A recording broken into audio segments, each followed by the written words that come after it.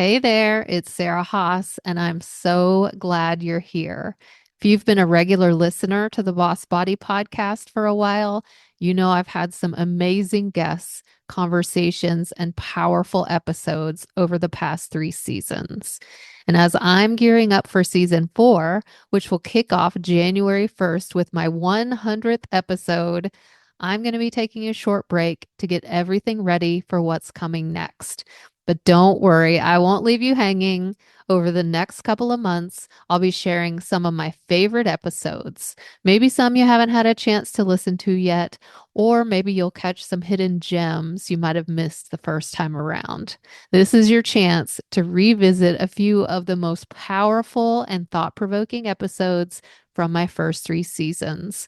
And while I'm on this little break, I'm hard at work behind the scenes, planning even bigger and better things for next season. Trust me, you won't want to miss what's coming up. I'll be back soon with new episodes, new guests, and fresh content that I'm really excited to share with you. Do you have an inner critic inside your head that's constantly putting you down? It's that voice that goes around and around in your head all day saying negative things, especially about your body and your ability to stick to healthy habits. But did you know that the private conversations you have with yourself can either be motivating and help you move forward with positive action, or they can be major obstacles to reaching your goals? And that's because thoughts create emotions. Emotions create actions, and actions create your outer reality. And that's why negative thinking can quickly turn into self fulfilling prophecies. So, if you're constantly beating yourself up, you're not going to feel motivated. You're not going to have the confidence that you can do it. And many times when we feel bad, we turn to food to help us feel better, which ends up perpetuating the cycle. In this episode, I'm going to share 4 steps that can help you quiet the inner critic, break the vicious cycle, and start feeling positive and motivated. So let's go.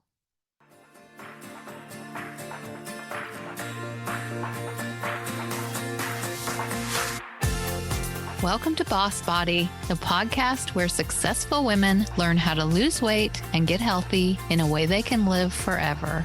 If you're successful in so many areas of your life, but can't seem to give yourself the same care and compassion you show everyone else, you're in the right place. I'm your host, Sarah Haas, women's weight loss and body love coach, and I'm here to help you create the light, joyful, energetic life you deserve.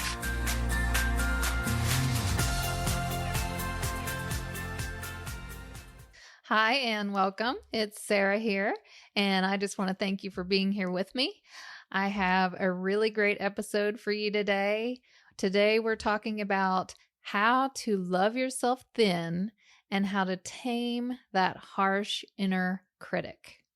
So you know what I'm talking about when I say inner critic. It's that voice that's going around and around in your head all day long, berating you and putting you down and saying negative, harsh things. And what you're saying to yourself every day can either help you be motivated and help you move forward, or it can be a major obstacle to reaching your goals. And this includes weight loss.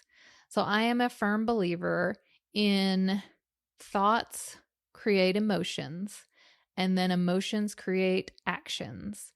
And actions are what create the world around you. So if you are struggling, if you have been trying to lose weight, and the way that you think you're helping yourself is by being harsh and cruel in your brain every day, how's that working for you? Probably not very well, or you wouldn't be here with me right now. Your outer world is a direct reflection of what is going on inside you. So, for example, think about hoarders. Their home is a disaster. They have piles of junk and trash everywhere. And that is a mental disorder. So that's an extreme example. But it shows you the chaos and the lack of organization and the struggle that's going on inside their minds. And if you're carrying extra weight, that is the outward projection of what's going on inside you. So that is a reason to look within. And one of the biggest things you'll find is that inner critic that is repeating negative thoughts to you over and over and over again. Another example would be, let's say you're going to a cocktail party and you're a little bit nervous about it, and you're saying things to yourself like, I'm going to embarrass myself, or no one is going to talk to me. When you get there, you're not going to appear relaxed. You're not going to appear approachable. Your body language is going to be reflecting what is inside your head, and it's going to become a self-fulfilling prophecy. What about if you went to a job interview and your inner voice was saying, I'm not good enough for this job. I'm never going to get this job. They're not going to like me. How do you think you're going to present yourself? Are you going to appear confident and let them know that you can really do this job? Probably not. So the negative predictions that you have in your head quickly turn into a self-fulfilling prophecy. If you tell yourself over and over again that you're fat, that you never stick to a diet, that you've failed over and over again and will continue to fail, you will continue to struggle with your weight. It's the underlying beliefs that we aren't good enough, that we are a failure, that is predicting your future. And what we're doing is we're judging ourselves based on the past and what we perceived as our failures.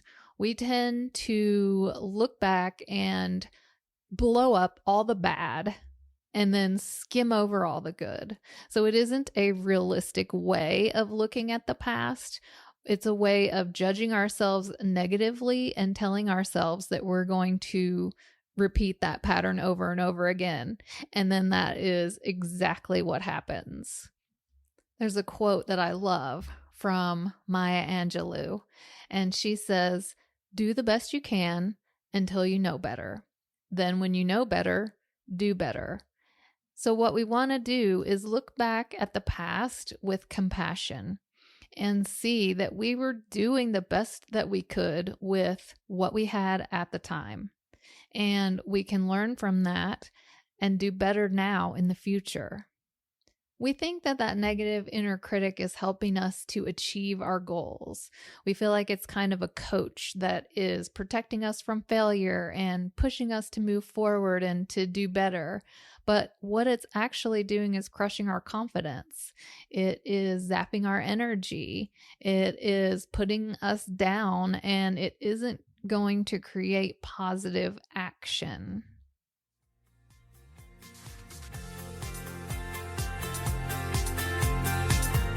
If you're struggling to stick with healthy habits and need a kick in the pants to get and stay on track, I'm so excited to offer you my free Weight Loss Jumpstart course. You deserve to feel good and look good forever, and it doesn't have to be complicated, overwhelming, or miserable. I'll show you how to do it simply and with ease.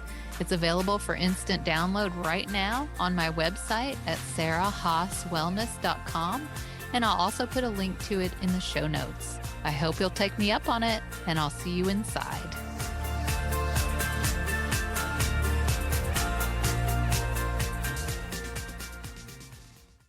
So I want to share with you 4 steps that can help you start to turn this vicious cycle around. The first one is just to observe your inner monologue. Just become aware of what are you saying to yourself every day, day after day. That's always the first step, is to realize and become aware.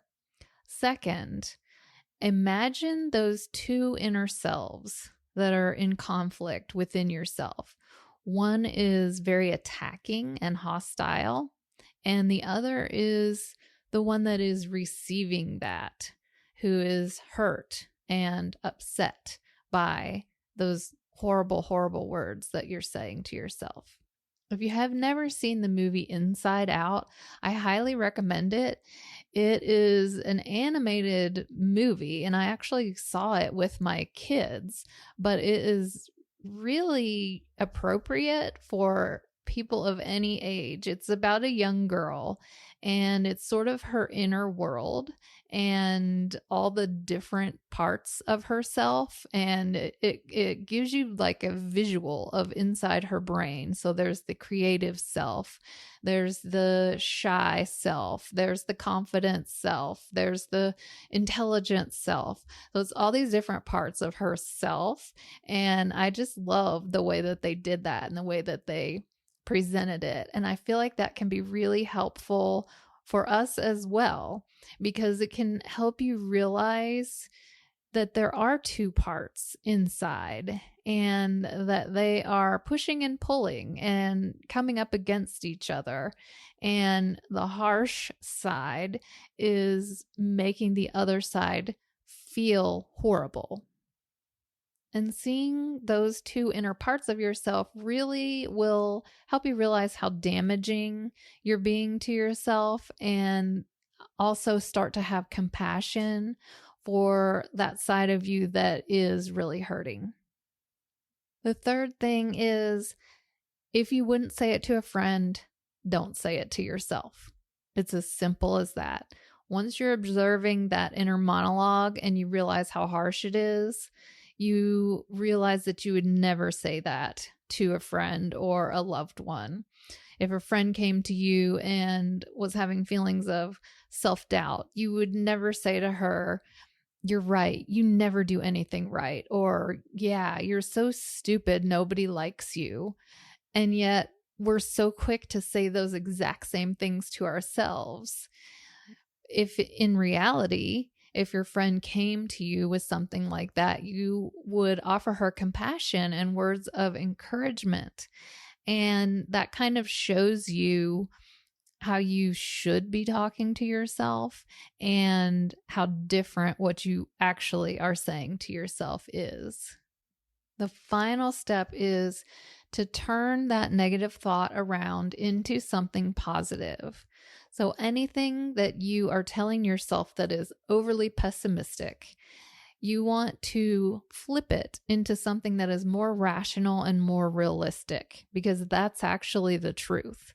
The key here is that you have to make sure that it is believable to yourself.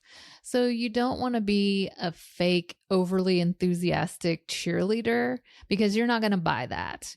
So for example, if you're telling yourself you always fail at diets, you're a failure, and you try to flip that completely around and say, "No, I'm not. I'm awesome at this. I'm always successful." That's not really going to be believable to you. So you want to take it down a few notches, and it could be something like, "I'm making positive changes and I'm learning from my mistakes and I'm getting better and better." See how that feels positive and believable and feels like it can motivate you and move you forward and feel better and better about yourself so that you can continue on a positive path. Keep in mind that all of this takes time. This isn't going to be turned around in a few days. You've been talking shit to yourself for years and years and years, and it's going to take a while to change that habit because it's become a pattern, just like exercise. It's something that you have to build up to little by little by little. And like everything else, you have to just take it slowly and one step at a time, and you're going to see positive results. If you want more help with creating body positivity, refer back to my podcast number 4, How to Stop Hating Your Body. That's going to give you a lot more information about how to start caring and loving for yourself and stop hating on yourself and stop creating this self-fulfilling prophecy. Be gentle, be compassionate, and take things one baby step at a time. Thank you so much, and I will see you soon. Thank you so much for being here. I'm honored that you've chosen to spend your time with me and allowed me to be part of your journey. If you like what you're hearing, remember to subscribe to the podcast and share it with anyone you think would benefit. I'll see you soon.